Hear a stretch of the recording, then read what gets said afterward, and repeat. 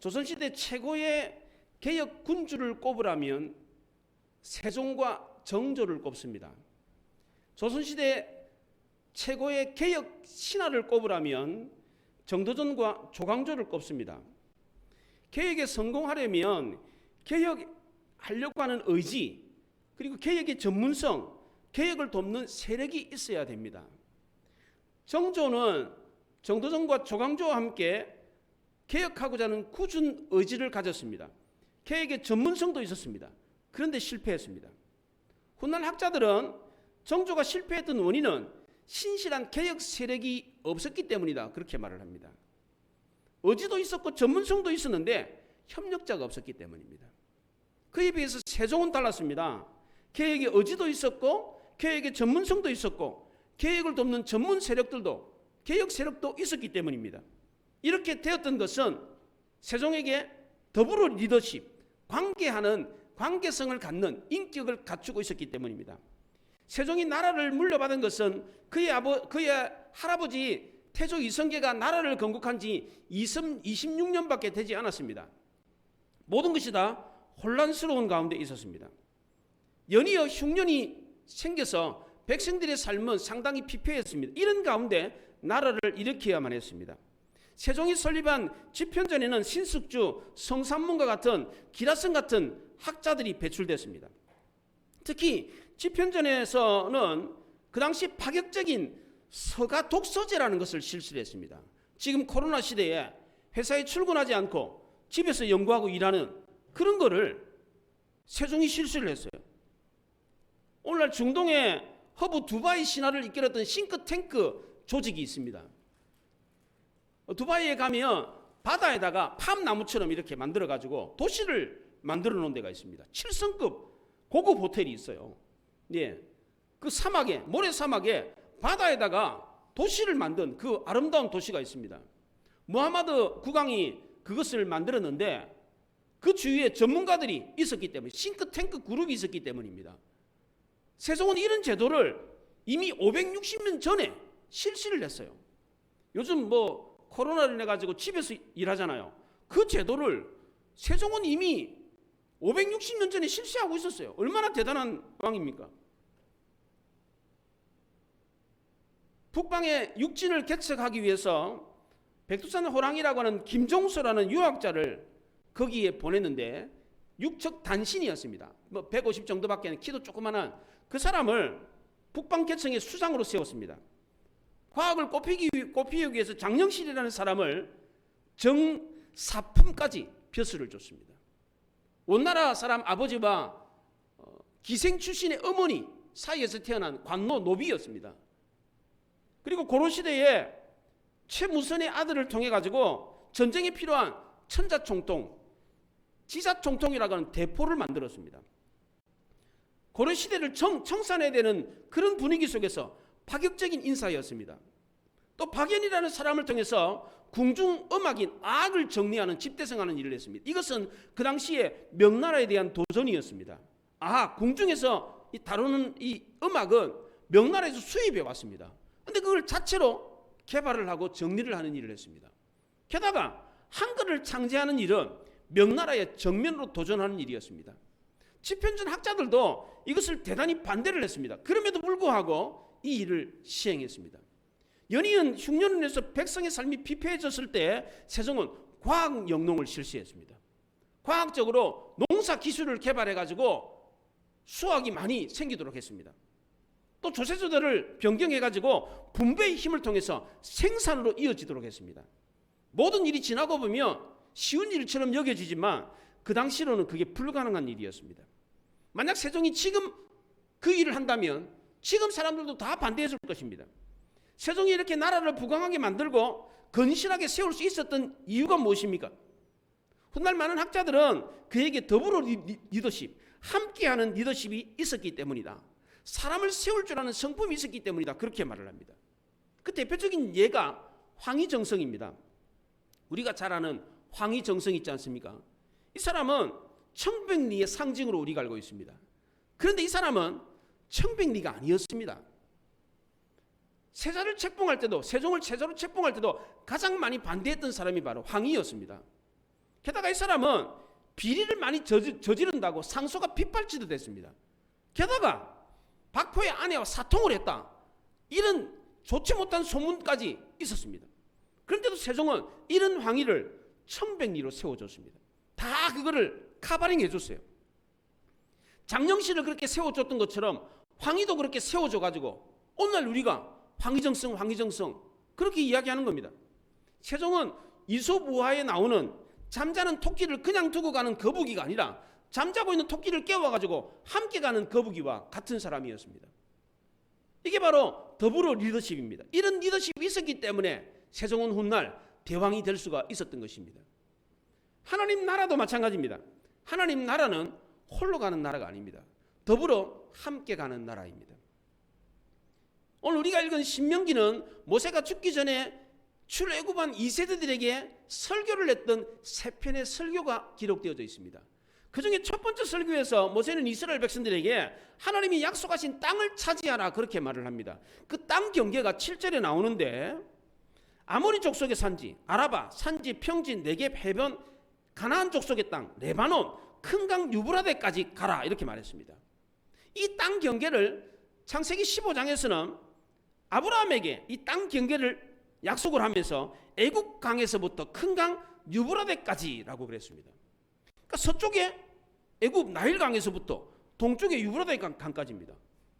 이스라엘 백성들에게 하나님이 약속했던 땅은 가나안이 전부가 아닙니다. 서쪽의 나일 강부터 동쪽의 유브라데 강까지, 지금으로 말하면 아라비아 반도, 사우디아라비아 있지 않습니까? 요르단, 시리아, 레바논, 이라크까지 그 모든 땅을 다 주겠다고 약속을 했습니다.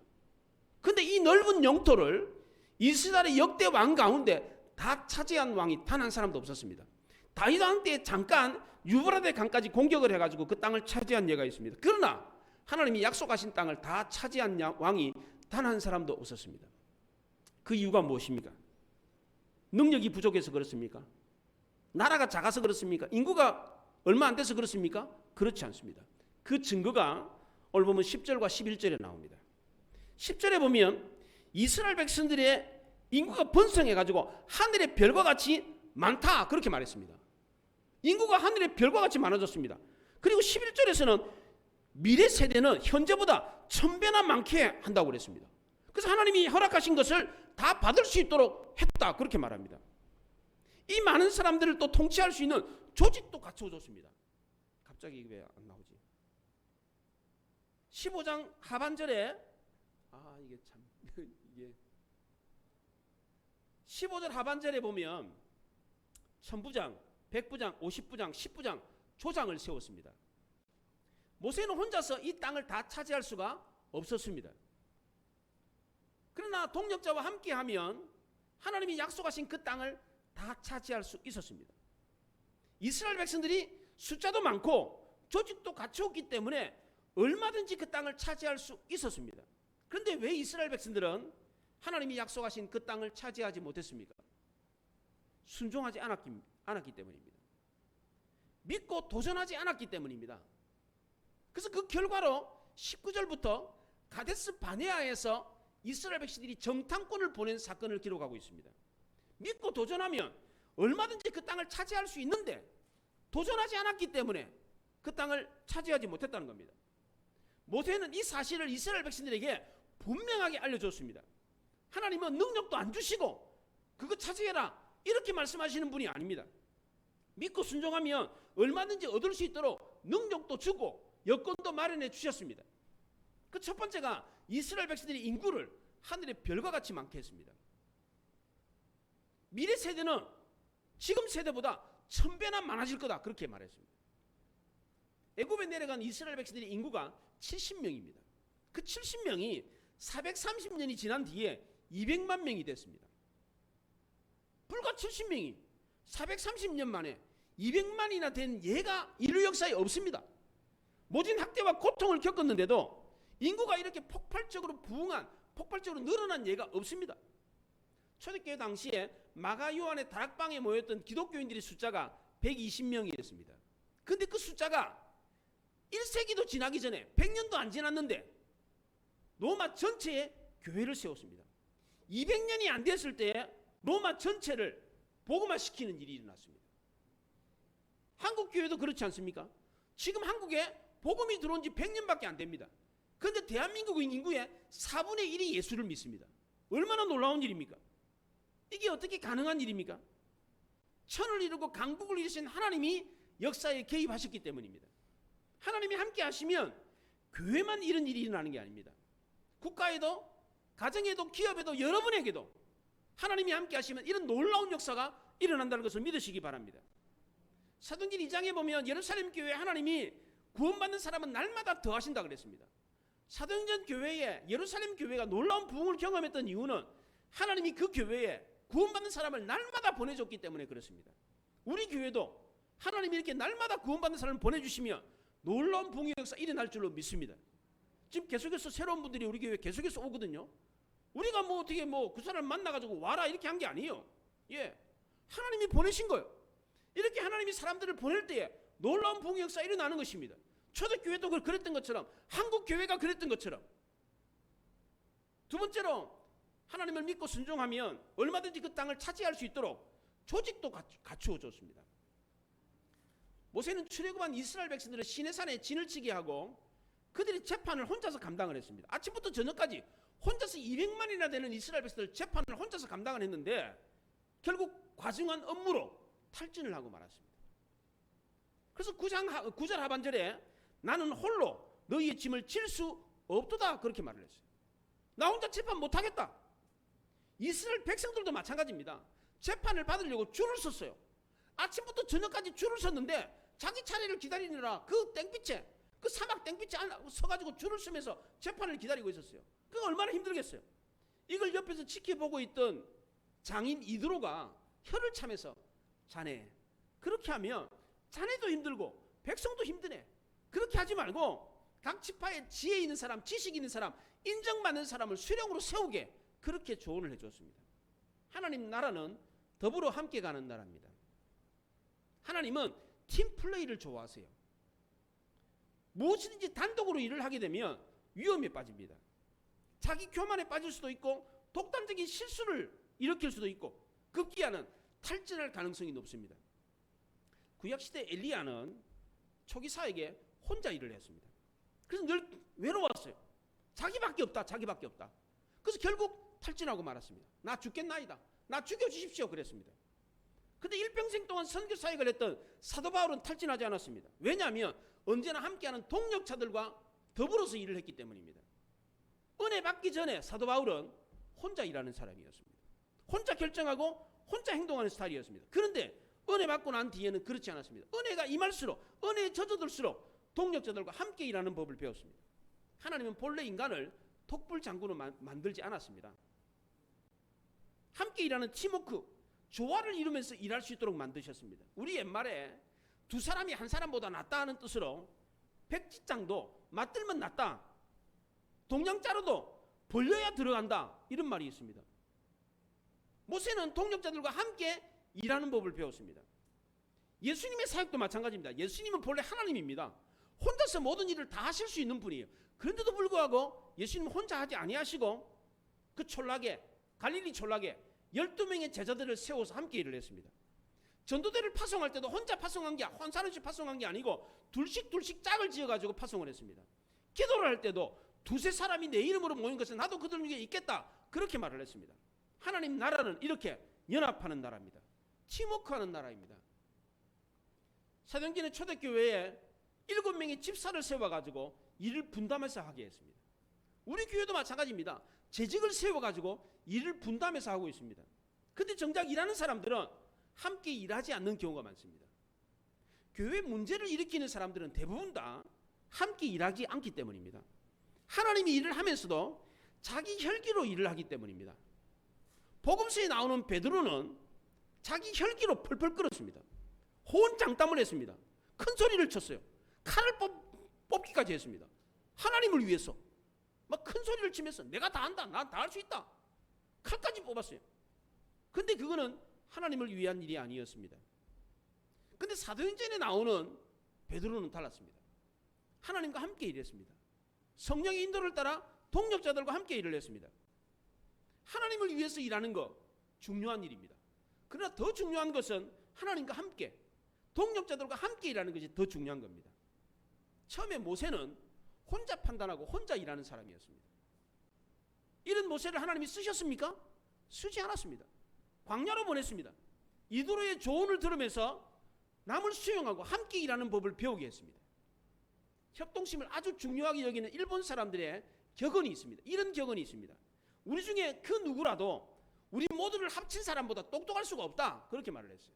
아무리 똑똑해도 사람을 모아놓은 사람보다는 똑똑하지 않다는 겁니다. 지난 20세기까지는 개미의 근면정신을 강조했습니다. 그러나 21세기에는 개미의 네트워크 원리를 강조하고 있습니다. 21세기는 철저한 네트워크 시대입니다. 상호협력 체제를 이루지 못하면 살아남을 수가 없습니다. 현대사회의 고립은 곧 파멸을 의미하는 것입니다. 개인에게도 마찬가지입니다. 고립되면 우울증, 정신병에 걸립니다. 요즘 우리 주변에 정신병 걸린 사람들이 굉장히 많잖아요. 그 이유가 무엇입니까? 혼자 살기 때문에 그렇습니다. 지금까지 현대 문명에서 고립되어서 부강한 나라를 만들고 발전된 문명을 만든 예가 없습니다. 아무 다른 나라와 교류도 하지 않고 자기 나라 안에서 똘똘 뭉쳐가지고 부강한 나라, 훌륭한 나라를 만든 예가 없습니다. 그래서 유명한 미래학자 존 나이스비트는 21세기를 이끄는 것은 리더십이 아니라 파트너십이다. 파트너십의 연합과 상호 부조만이 뿔뿔이 흩어진 현대인을 하나로 묶을 수 있다, 그렇게 말을 했어요. 나이스비트는 그에 져서 마인드세트라고 하는 책에서 중국은 30년, 40년이 지나도 미국을 따라잡을 수 없다, 그렇게 말했어요. 그 이유는 남을 짓밟고 자기만 잘 살겠다고 하는 발상은 결코 승리할 수 없기 때문이다, 그렇게 말을 했어요. 하나님 나라는 더불어 함께 가는 나라입니다. 1953년에 영국의 산악인 에드먼드 힐러리가 새도 넘을 수 없다라는 전설을 가지고 있는 에베레스트 산을 최초로 정복을 했습니다. 두 팔 다 네 팔, 8848. 이게 에베레스트 정상 높이입니다. 세계 최초로 인간이 이 산에 올랐는데 이 사람이 힐러리 경이라고 하는 자기를 받으면서 산악인의 영웅이 되었습니다. 나중에 힐러리 경은 자신의 이 등반에 대해서 침묵하고 있다가 그 첫 번째 등반에 대해서 입을 열었습니다. 셰르파 텐징이 정상을 눈앞에 두고 뒤처진 나를 30분이나 기다려줬습니다. 벼랑을 타고 내려올 때에 나의 노프가 끊어져 가지고 아주 어려운 상황이었는데 텐진이 자신의 비상 로프를 던져 가지고 그 로프에 두 사람이 몸을 묶고 간신히 산을 내려올 수 있었습니다. 이렇게 말을 했습니다. 텐진은 산악인의 안내를 돕는 셰르파 중에 최고의 셰르파였습니다. 힐러리 경은 이 에베레스트를 정복할 수 있었던 것이 이 텐진 덕분이다, 그렇게 말을 했습니다. 정상에 오른 사람은 힐러리 경 혼자가 아니었습니다. 두 사람이 함께 정상에 올랐습니다. 그리고 사진을 찍었는데 사진을 찍을 때 힐러리는 자기 사진은 찍지 않고 텐진의 사진만 찍어줬습니다. 죽음을 무릅쓰고 자신을 구출하면서까지 그 정상에 오르게 한 이 텐진을 높여주고 존중해 주었습니다. 훗날 기자들이 이 텐진이라고 하는 셰르파에게 힐러리 경을 구출한 소감에 대해서 물었더니 이렇게 말했습니다. 우리 등산하는 사람들은 항상 서로 돕습니다. 우리는 어차피 운명이라는 끈으로 함께 묶여져 있기 때문입니다. 이렇게 말을 했습니다. 이게 바로 공동체 의식입니다. 더불어 함께 가는 사람들의 마음인 것입니다. 19세기에 하나님이 놀랍게 쓰였던 세계적인 부흥사 D.L. 무디는 일자무식이었습니다. 우리나라로 말하면 초등학교도 안 나왔습니다. 구두 수성공이었습니다. 근데 이 사람 주변에는 각 분야의 최고 전문가들이 함께 있었습니다. 그 당시에 세계 최고의 석학이었던 R.A. 토레이 박사가 있었습니다. R.A. 토레이 박사는 태백의 예수원의 까츠토레이 신부의 아버지입니다. 세계 최고의 학자입니다. 그 사람이 일자무식인 무디와 함께 했습니다. 그 당시에 복음성가 가수였던 유명한 복음성가 가수인 생키가 이 무디와 함께 했습니다. 무디가 집회를 하기 전에 30분 먼저 가가지고 뜨거운 찬양을 인도해가지고 무디가 설교를 하면 사람들이 설교를 하기도 전에 이미 은혜를 다 받았어요. 어떻게 이렇게 훌륭한 사람들이 이 구두 수송공인 이 미천한 무디와 함께 했습니까? 무디와 함께 했던 사람들은 다들 한결같이 이런 얘기를 했습니다. 나는 무디와 함께 있으면 하나님 앞에서 존귀한 자가 된다. 무디는 자기와 함께하는 사람들을 다 높여줬습니다. 훌륭한 사람이라고 존경해주고 그렇게 세워줬습니다. 그렇기 때문에 무디는 항상 주위에 훌륭한 사람들이 많았고 그 훌륭한 사람들 덕분에 무디는 아주 큰 일을 많이 했습니다. 나중에 무디는 시카고에 무디 신학교까지 세웠습니다. F.F. 브루스라고 하는 신학자는 바울 곁에 있는 사람들이라고 하는 책에서 하나님이 일을 하는 사람들에게 항상 도울 자를 붙여주신다 그렇게 말을 했습니다. 바울 곁에는 항상 돕는 동력자들이 있었습니다. 예를 들자면 바울과 함께 했던 의사 누가는 바울의 모든 사역에 함께 했기 때문에 훗날 사도행전을 기록할 수가 있었습니다. 누가는 의사였기 때문에 연약한 바울을 도우면서 바울의 몸 관리를 해줬고 바울의 비서 역할까지 해줬습니다. 하나님은 이 바울의 병을 한 번에 낫게 해주지 않았습니다. 일평생 동안 그 질병을 짊어지고 가게 했습니다. 그래서 바울은 늘 함께 동행하는 법을 배워야만 했습니다.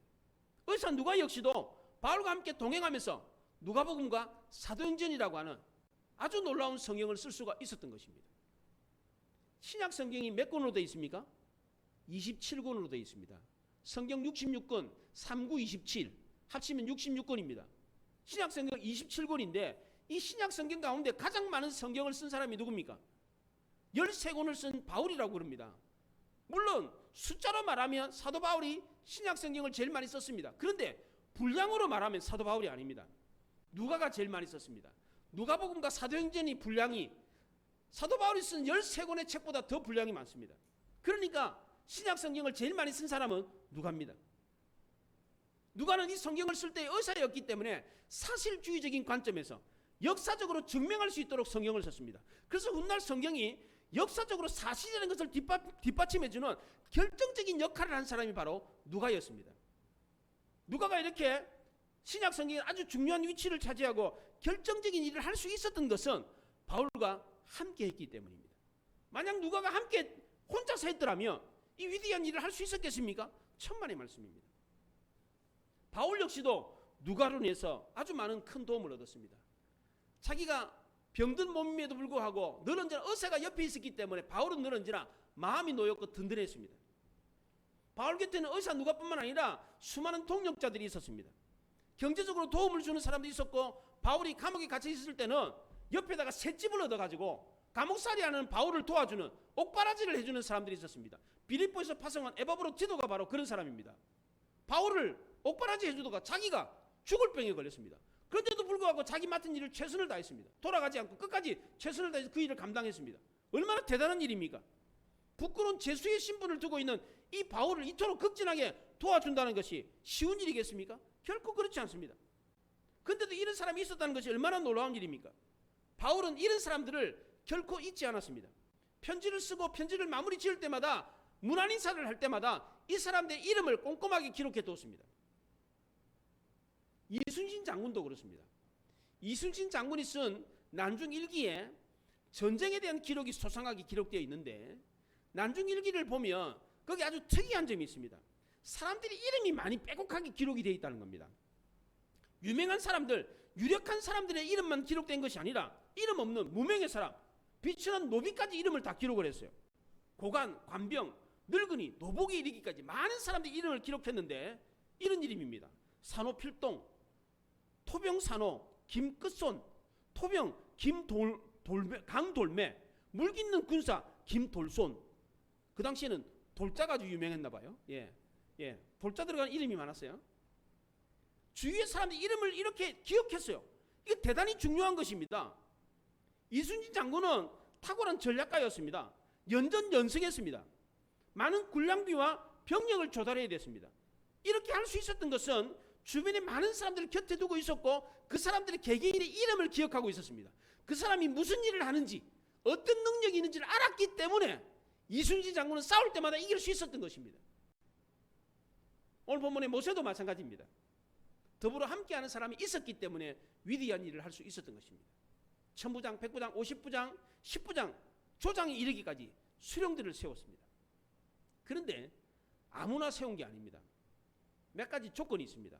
13절에 보면 지혜와 지식이 있는 인정받는 사람을 택하라 그렇게 말을 했습니다. 지혜가 있어야 됩니다. 지식이 있어야 됩니다. 인정받는 사람이어야 합니다. 지혜라는 말은 관계성과 인간 성품을 말하는 겁니다. 지식이라는 것은 전문성을 의미하는 겁니다. 지혜는 있는데 지식이 없는 사람이 있어요. 지식은 있는데 지혜가 없는 사람이 있습니다. 이러면 곤란하다는 겁니다. 지혜와 지식이 다 함께 겸비되어 있어야 됩니다. 잠언서 9장 9절에 지혜 있는 자에게 교훈을 도하라. 그가 더욱 지혜로워지리라. 그렇게 말을 했습니다. 사람들은 하나를 잘하면 다 잘할 거다 이렇게 생각을 합니다. 이건 착각이고 교만입니다. 팔방미인은 없습니다. 예, 모든 분야를 다 깊이 있게 전문가로 잘하는 사람은 없습니다.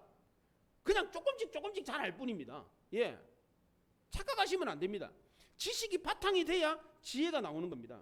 전문적인 지식이 있더라도 관계성이나 인간관계가 안 되면 그 사람은 쓸 수가 없어요. 능력은 있는데 가는 곳마다 싸워, 가는 곳마다 잡음을 일으켜 쓸 수가 없어요. 또 하나 조건은 인정받아야 된다는 겁니다. 신망이 두터워야 됩니다. 덕을 쌓고 칭찬받는 사람이어야 되는데 이것은 하루아침에 이루어지는 게 아닙니다. 그래서 교회에서 일꾼을 세울 때는 출석한 지 얼마 안 된 사람은 일꾼을 세우지 마라 그랬습니다. 우리 옛말에 천길 물속은 알아도 한길 사람 속은 모른다 하는 말이 있습니다. 객관적으로 검증되지 않는 사람 일꾼을 세우지 말라는 겁니다. 모세가 이렇게 검증된 사람들을 수령으로 세웠던 이유가 뭡니까? 첫째는 군사적인 목적 때문입니다. 전쟁이 일어났을 때 군인들을 통솔하기 위해서 이 조직을 갖췄습니다. 두 번째는 재판의 목적입니다. 혼자 재판할 수 없어가지고 이 재판 업무를 분담하기 위해서 이런 조직을 갖췄습니다. 세 번째는 율법을 가르쳐가지고 하나님 나라 백성을 만들기 위해서입니다. 출애굽기 18장에서는 율법을 가르쳐 마땅히 갈 길과 할 일을 가르치라 그렇게 말을 했어요. 또 출애굽기 19장에서 너희는 내 소유요 거룩한 나라요 제사장 나라요 거룩한 백성이요 그렇게 말을 했습니다. 모세가 이스라엘 백성들 수령을 세울 때에 지혜와 지식이 있는 사람을 세웠던 이유는 이스라엘 나라를 하나님의 소유 제사장 나라 거룩한 백성이 되도록 하기 위해서였습니다. 그러니까 아무나 수령으로 세울 수가 없었던 것입니다. 지혜와 지식이 있고 인정받는 사람을 지도자로 세웠던 것입니다. 사사시대에 암몬이 이스라엘을 공격해 왔습니다. 이때 이스라엘의 장로들이 입다를 찾아왔습니다. 입다는 불량배였습니다. 깡패였어요. 그래서 동네에서 문제를 일으키니까 추방을 시켜버렸습니다. 근데 전쟁이 일어나니까 싸움 잘하는 사람이 필요했던 겁니다. 그래서 장로들이 입다한테 가가지고 야 전쟁이 일어났는데 네가 우리의 머리와 장관이 되어달라 그렇게 말했습니다. 그랬더니 입다가 나는 머리가 되어줄게. 머리가 되는 데 대해서는 동의를 했습니다. 입다는 장관이 될 만한 인품과 전문성을 갖춘 사람이 아니었습니다. 그래서 훗날 나중에 전쟁을 하고 돌아오는데 무분별하는 서울을 했어요. 내가 전쟁을 하고 돌아올 때 제일 먼저 나를 맞이하는 사람을 내가 희생제물로 하나님께 드리겠다 이 서운을 했어요. 그런데 누가 나왔습니까? 자기의 외동딸이 나왔어요. 서운을 했기 때문에 자기 딸을 희생제물로 바치는 엉뚱한 일을 했습니다. 왜 그렇습니까? 머리는 됐는데 장관은 못됐기 때문입니다. 오늘날 우리 사회가 대통령 선거로 시끄럽습니다. 누구를 대통령으로 뽑아야 되냐? 말이 많습니다. 교회도 마찬가지입니다. 누구를 일꾼으로 세워야 되나? 이런 얘기가 많습니다. 그 해답이 성경에 있습니다. 성경에서 그 해답을 찾아야 됩니다. 모세가 세우고자 했던 수령은 지혜와 지식이 있는 사람, 인정받는 사람이었습니다. 전문성이 있고 관계성과 인격을 갖추고 칭찬받는 사람이어야 했습니다. 모세는 이런 사람을 수령으로 세웠습니다. 그러면 조직을 다 갖춘 거 아닙니까? 인구도 하늘의 별과 같이 1000배나 늘었어요. 그리고 전문성을 갖추고 인격도 갖추고 칭찬받는 조직도 갖췄습니다. 그럼 다 된 것 아닙니까? 그런데 왜 이스라엘 백성들은 하나님이 약속하신 그 땅을 차지하지 못했습니까? 하나님이 이스라엘 백성들에게 약속한 땅은 가나안 땅이 전부가 아니었습니다. 지금 팔레스틴에 이스라엘이라는 나라는 우리나라 이 경상도 경기도만한 땅, 그 코딱지만한 땅에서 지금 살고 있어요. 이스라엘 백성들이. 근데 본래 하나님이 이스라엘 백성들에게 약속하신 땅은 그 정도가 아닙니다. 어마어마하게 커요. 나일강에서부터 유브라데 강까지, 사우디아라비아, 요르단, 레바논, 이라크까지 엄청나게 넓은 땅입니다. 인자 돌아오네. 참 이거 어떻게 할 수가 없네. 엄청나게 넓은 영토를 하나님이 주겠다 그랬어요. 근데 그 땅을 차지하지 못했습니다. 왜 그렇습니까? 능력이 없었습니까? 조직이 없었습니까? 전문가가 없었습니까? 다 갖추었습니다. 그런데도 차지하지 못했어요. 왜 그렇습니까? 믿고 순종하지 못했기 때문입니다. 광야 이스라엘 백성들 중에 마지막까지 완주하고 가나안 땅에 들어간 사람들이 어떤 사람입니까? 가나안 땅에 들어가고 못 들어가고는 그들의 능력 여하에 따라서 판결이 된 겁니까? 그렇지 않습니다. 천부장, 백부장, 50부장, 10부장 조장들만 이렇게 뽑힌 사람들만 가나안 땅에 들어갔느냐? 그렇지 않습니다. 이들과 함께 도와줬던 사람들도 가나안 땅에 들어갔습니다.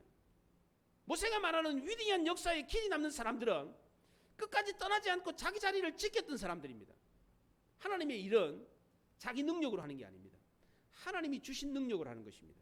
그러니까 아무런 능력이 없다고 할지라도 부족한 사람이라고 할지라도 괜찮다는 겁니다. 성경에는 하나님께서 일을 시키실 때에 능력이 없다고 꾸중을 한 예가 없습니다. 왜 이렇게 능력이 없냐?